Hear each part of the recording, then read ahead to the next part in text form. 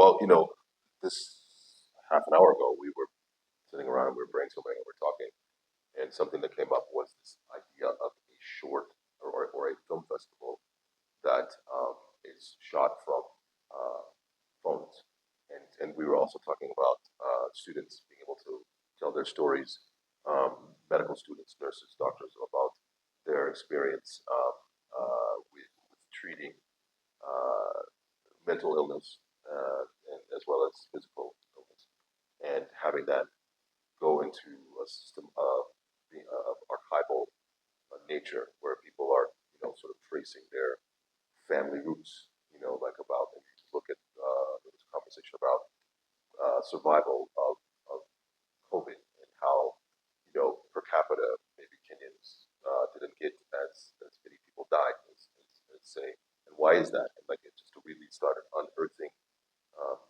questions and creating dialogue through the idea of a short documentary that is accessible with. So we're just brainstorming about possibilities of how we can do that.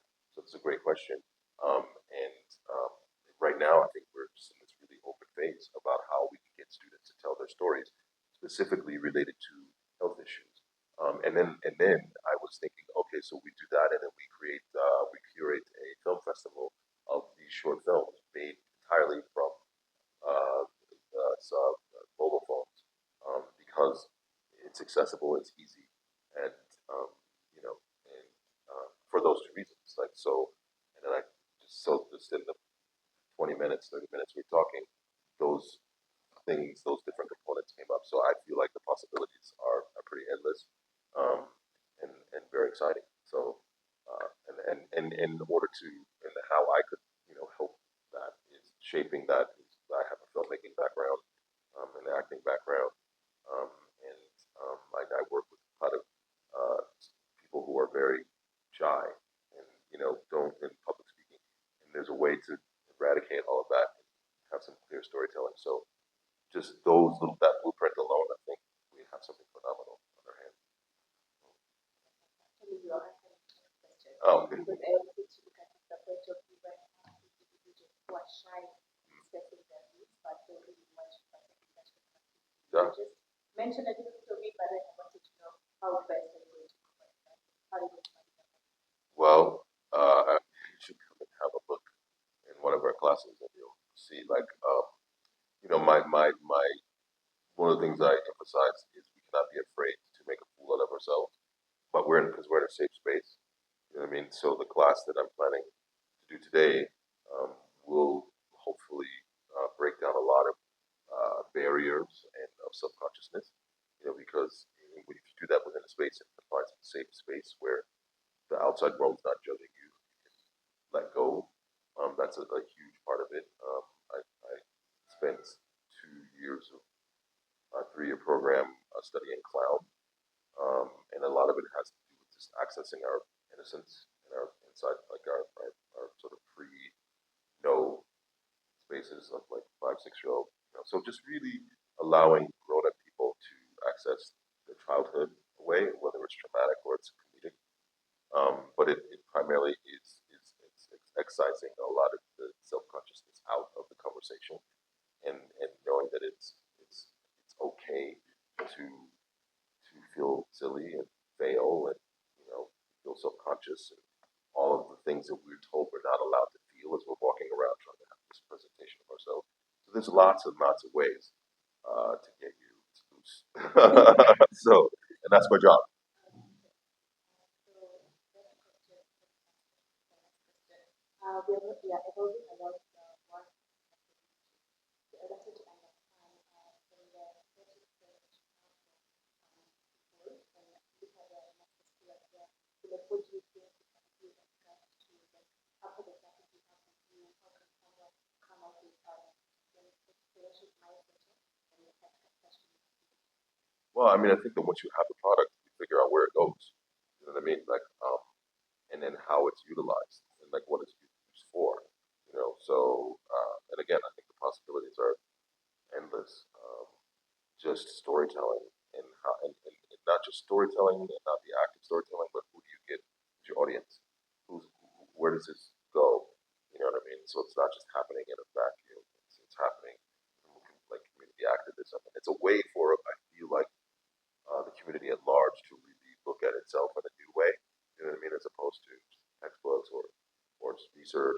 it's a way to really sort of see it in real time, and I think that that will create a line of communication and understanding that doesn't necessarily exist in this same framework, and that's exciting. But you let me know. We can figure it out.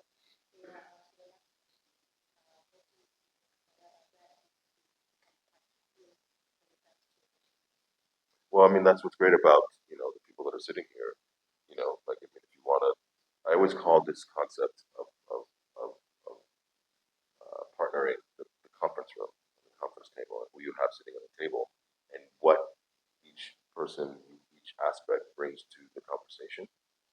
Um, and again, I keep coming back to like I can't figure out it. I can't think of enough ways that where this could go with business, with with technology, with media, um, with trade, exchange, with university students. I mean, it's like you just keep adding components to the conference table, and the sky's the limit. In other words, we're in the space of co-creation, Mhm. and this is just the first step. I think you're going to be bringing students on board. Yeah, and I know students are very excited about many things. They actually drive the agenda around student clubs. We have a very good debate club, marketing club, and I think maybe drama club should be coming up next. And I think this also, yeah, exactly. So these are opportunities for collaboration. Yeah. Right.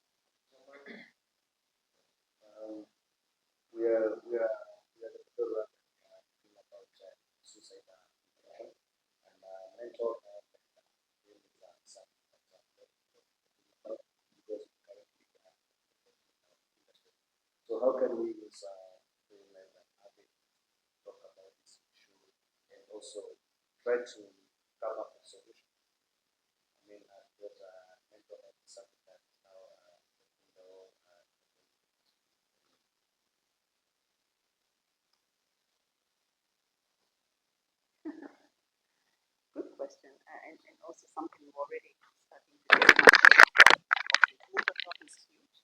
Mental health is not just affecting media industry, it's affecting even our students. We're just talking about some of the suicides that we've had, which are not many, but is affecting the young men. So mental health is a big thing. Last week we had a conference that was looking at mental health and wellness, and looking at some of the capacities that exist for people to offer mental health services is very limiting when you think about our Kenyan context or even African context. We have very few providers who are psychologists or psychotherapists who can offer that service. The other issue is the awareness amongst people, including media practitioners, and the willingness to look for help, or even the awareness to identify that you actually are suffering from something, there's a problem, and then to be free enough to look for help is also lacking. So we need to create safe spaces, and I think using art or the creative industry, that can be an avenue to create a safe space for people to discuss these things without stigma, and so to help people to be aware that they can look for help, and to be aware that when they're not feeling well, it's okay not to be okay, but that they can be helped.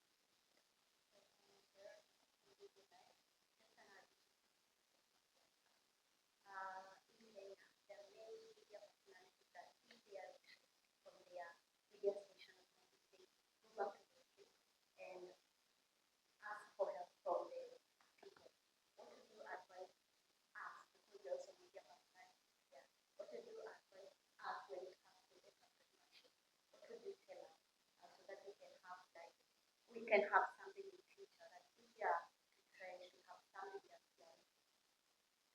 Yeah, and I think the subject of integrating entrepreneurship or innovation or creativity into whatever you're doing is really important. And that's what we are also instilling to our students at the university. That it's a health sciences university, but you need to think outside of the box. Actually, when you're seeking employment, someone will not just hire you because you're a physiotherapist, but because you're a physiotherapist that can do something more creative to support maybe a palliative care clinic. And but I think we have possibly better place to speak about the entrepreneurship. But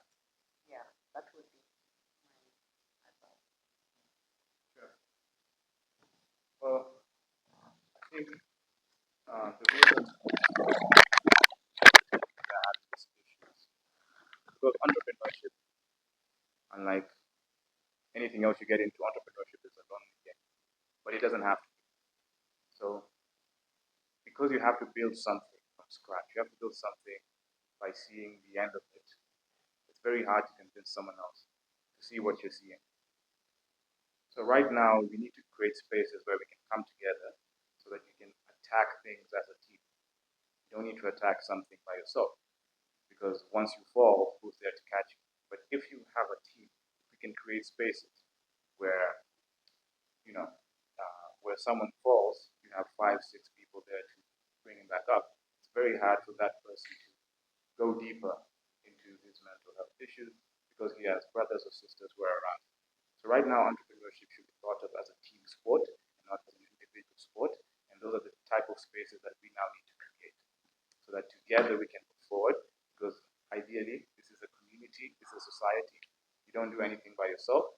And the biggest companies have not been created by a single individual. So we as Africans now need to come together and say we're going to start doing things together.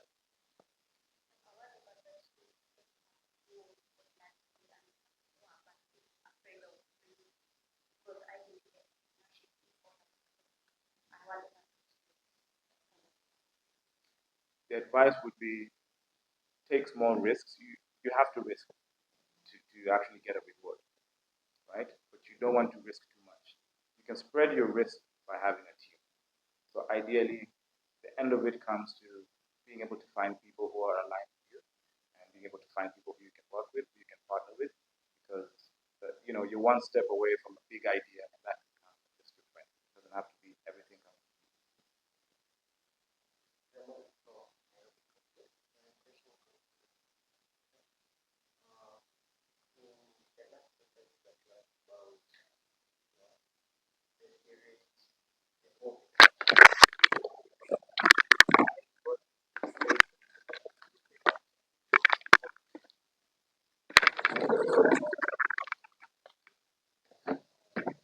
Optimistic about what you optimistic about.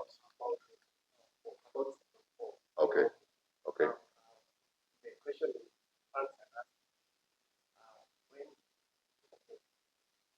okay.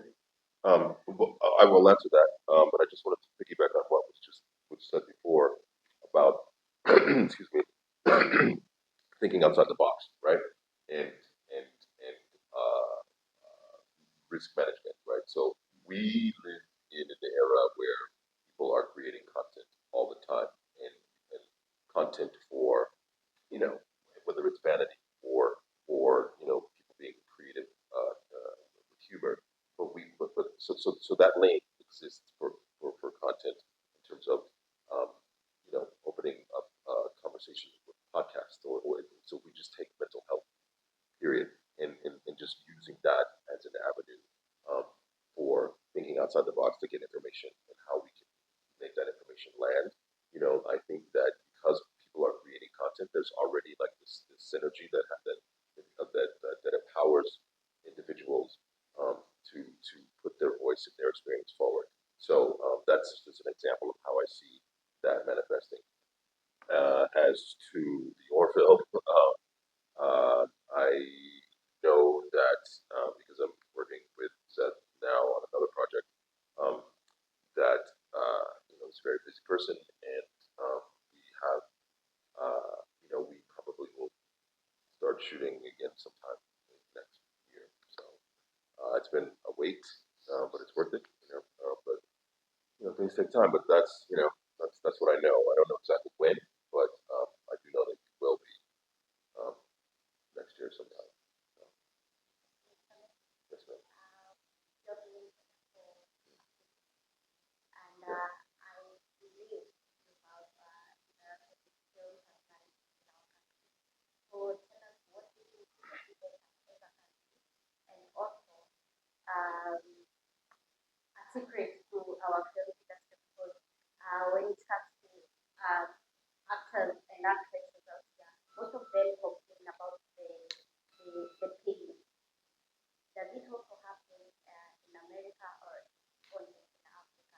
It's 100% across the board. That's the nature of this industry. It is show business. As I said, the majority part of my motivation for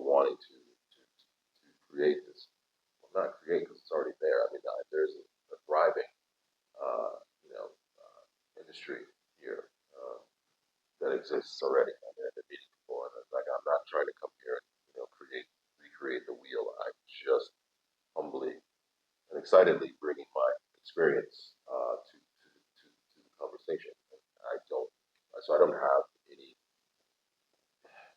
There is no. If I would anything that I would anyone would say to you that this is what you're gonna do, need to do, but this is the answer. If they're lying, because there's no, it just doesn't exist. I mean, it's just as arduous and just as hard in the states as it is in the UK as it is, and I've worked in the UK and worked. So the baseline is we everybody, you need to tell your own stories.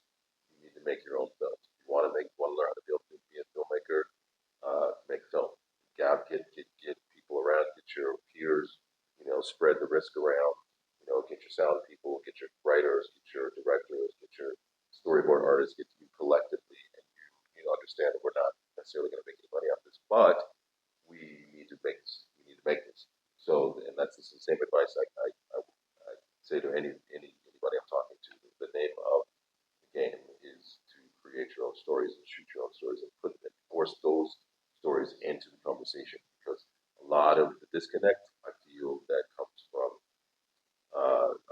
the relationship that maybe Hollywood or big producers or big studios have with the youth, and particularly youth of diaspora, youth of color, or youth of specific ethnicities, is that their stories are not being told.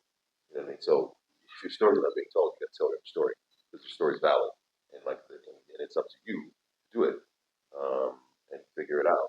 And that's I mean, and that's just what it is. And you tell your story enough, you get your stories, and you find out what your audience is, and you find corral your audience, capture your audience, and you keep telling stories, you keep building upon that. Next thing you know, you have your own industry. That's just how it works. I mean, and like I'm oversimplifying it, but essentially that's the way Hollywood was built, and that's what Hollywood is. And um, we create the demand as the audience. We say what we want to see. And as creatives, we listen to that. We see the void and we create those stories and we make those stories happen. And especially now when you can make a movie with your phone. You know what I mean? Um, it's just entirely possible. It's not expensive, and people are very creative. You know what I mean? We are in this huge boom of of, of content. And to be frank, YouTube was it last year, year before, paid over $300 billion in content. And that's why people are so trying to go viral because it pays a lot of money and it's affecting the way that the studio system is having to operate. So it's I mean it's kind of up it's fair game. Um, good stories, truthful stories, necessary stories um, will create content that people will demand. You know, whether it's from and it's not in a vacuum. It's not from a place of trying to do this for money because it's not there that way. Like it doesn't work that way. In my opinion, tell your stories. A while back, Taraji mentioned on an interview and said that whatever she is going to share film is totally different from the white from the white actors. Does that happen to you, or is it because you are?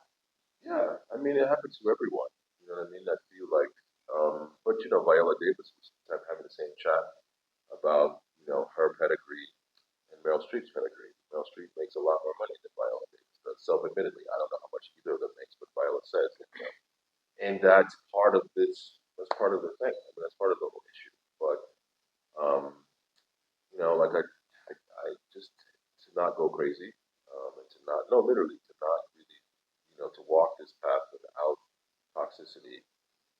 I'm aware of inequities, and I'm also aware of it's up to me to change those inequities. I'm not going to, I know that I don't get paid as much as I would want, but who does?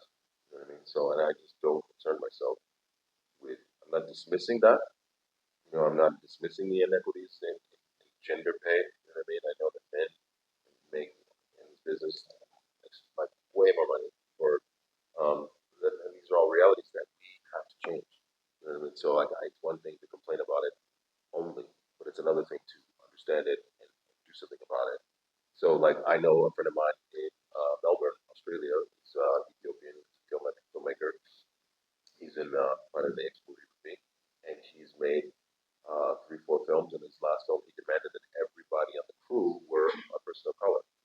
You know, so in Hollywood, that doesn't happen. You know, oftentimes I'm on sets where there's maybe one or two people of color, two people, like three, maybe a smattering of one woman or two women, like behind the camera.